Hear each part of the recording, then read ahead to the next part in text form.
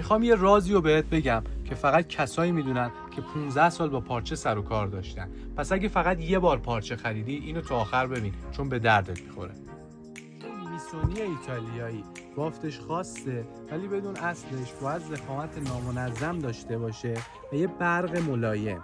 اگه برق زیاد بود یعنی پلی‌استر داره. پارچه سیلک ابریشم، این پارچه شاهکاره، اما بدون سیلک اصلی صدا میده. وقتی دو لایه‌ش رو روی هم میکشی یه خشخش لطیف داره. اگه نداشت بدون سیلک نیست. پارچه جین ترک، جینی خوبه که وقتی میکشیم برگرده سر جا. جینایی که کشمیان و شل میمونن از کیفیت پایینی برخوردارن. یه نکته طلایی، بخار اتو اگه رو پارچه جین لک انداخت از رنگ‌رزی ضعیفی برخورداره. پارچه شانل اصل باید برجسته و لطیف باشه، نه زرد.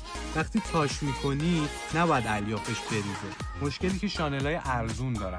حرفه‌ای‌ها قبل خرید لبشو تست میکنن، مثل این کار.